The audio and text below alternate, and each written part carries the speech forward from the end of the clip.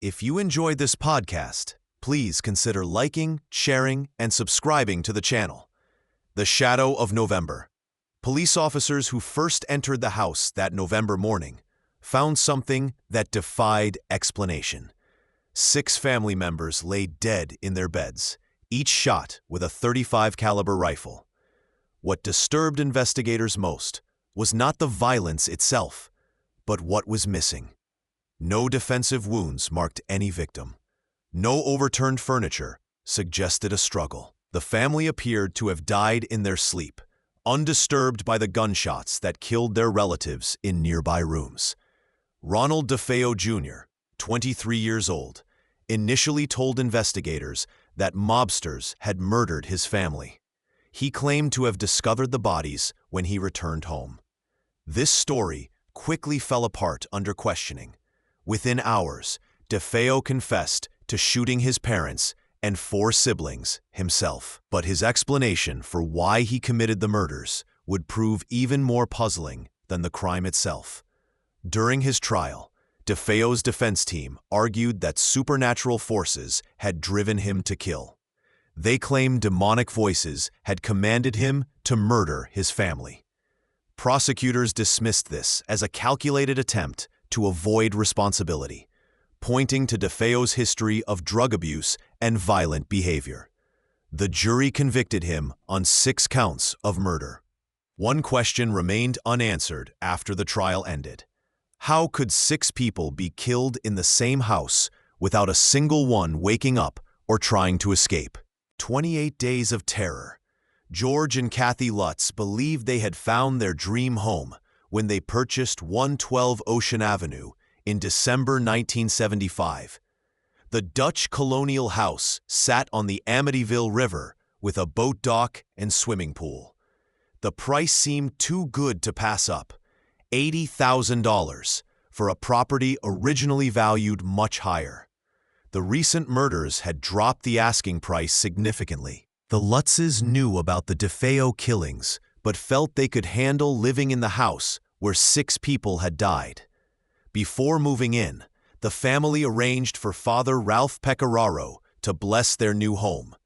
The Catholic priest arrived on December 18, 1975, while the family finished moving their belongings. According to Father Pecораro's later statements, he entered the house alone to perform the blessing. When he reached the second-floor sewing room, he claimed to hear a distinct male voice tell him to get out. The priest reported feeling an invisible hand slap his face hard enough to leave a mark. Father Pecoraro immediately left the house and called George Lutz. He warned the family not to use the sewing room and advised them to stay away from that area completely. Despite this alarming warning from a respected clergy member, the Lutz family decided to proceed with their move. They had invested their life savings in the house and felt they had no choice but to make it work. The strange events began almost immediately after the family settled in. George Lutz reported waking every night at exactly 3:15 a.m. This timing troubled him because investigators had estimated that the DeFeo murders occurred around that same time, 13 months earlier. The evidence that divides. Ed and Lorraine Warren arrived at 112 Ocean Avenue in February 1976 with equipment that seemed straight from a science fiction movie. They brought infrared cameras, temperature sensors, and tape recorders to capture what human eyes might miss. The famous paranormal investigators had studied hundreds of cases, but they claimed Amityville felt different from the moment they stepped inside. Their automatic camera system snapped photos throughout the house during their overnight investigation. Most images showed empty rooms and shadows, but one photograph would become the most debated piece of evidence in the entire case. The camera captured what appeared to be a child's face peering around a second-floor doorway. The figure had glowing white eyes that seemed to stare directly into the lens. This ghost boy photograph remained hidden for 3 years. The Warrens didn't release it until George Lutz appeared on the Merv Griffin Show in 1979, When viewers finally saw the image, it sparked fierce arguments that continue today. Believers saw proof of supernatural presence, possibly the spirit of one of the murdered DeFeo children, or something far more sinister. Skeptics offered a simpler explanation.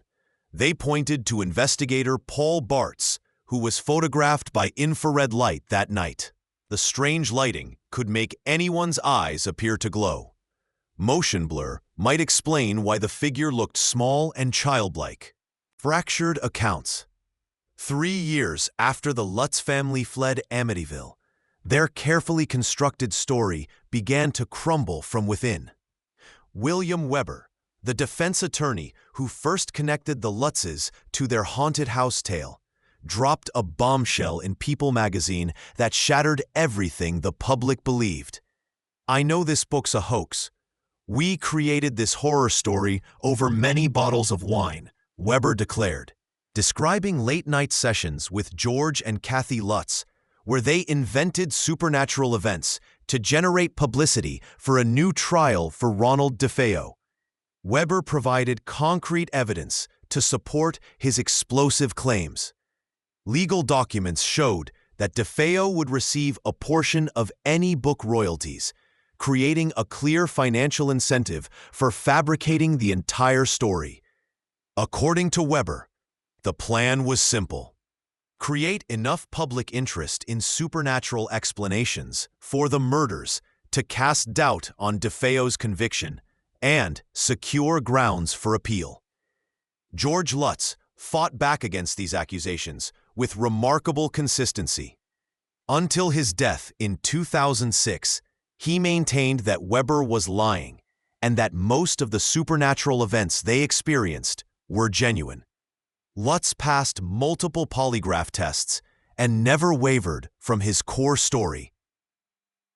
Even when legal battles and public ridicule cost him dearly.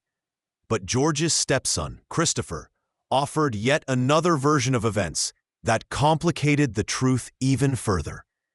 After changing his surname from Lutz due to constant harassment, Christopher claimed his stepfather had dabbled in occult practices and might have invited dark forces into their home through meditation sessions that involve calling upon demon names. The silence.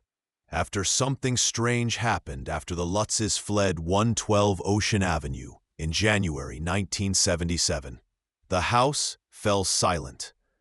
Jim and Barbara Cromartie purchased the property that year for $55,000, expecting curious visitors, but nothing supernatural. They prepared for gawkers and reporters, not ghosts. The Cromarties lived peacefully until 1979, when the movie release brought crowds of thrill-seekers to their doorstep. They temporarily moved out, hoping to sell. When buyers stayed away, they returned and remained until 1987. During their decade of ownership, they reported no paranormal activity whatsoever. Every owner since has given the same response. The house caused no problems, at least not of the paranormal kind, as one resident put it. A news crew conducted an overnight investigation with psychics and found nothing unusual. Mainstream paranormal researchers now largely dismiss the Amityville claims as false. One dissenting voice emerged years later. A woman claiming family ties to later owners described feeling watched during childhood visits, though nothing concrete ever occurred. Some suggested an exorcism after the Lutzes departed might explain the silence, but no documentation exists beyond family statements. This creates a puzzling question.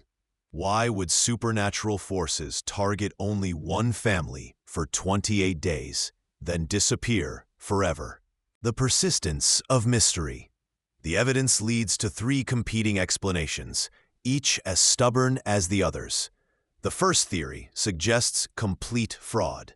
William Weber, DeFeo's attorney, claimed he and George Lutz created the entire story over bottles of wine to help DeFeo's appeal and generate book money.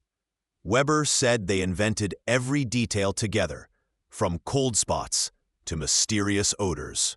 The Catholic Church denied Father Pecoraro experienced anything unusual during his visit. Most telling, no family who lived in the house after 1975 reported anything strange. The second explanation accepts the Lutzes believed what they experienced. George had dabbled in the occult before moving in. The house carried the weight of 6 brutal murders. Stress, suggestion, and trauma could have created shared experiences that felt completely real to the family. They passed polygraph tests and maintained their story for 30 years without changing major details. But a third possibility exists that investigators rarely consider. What if something did follow the Lutzes when they fled? This would explain why the house remained quiet after 1975 while the family continued claiming harassment across multiple states. Their consistency predated any book deals or financial opportunities. Nearly 50 years later, the house stands with a different address number, its windows replaced and exterior modified. Truth and fiction have woven together so tightly that separating them may be impossible.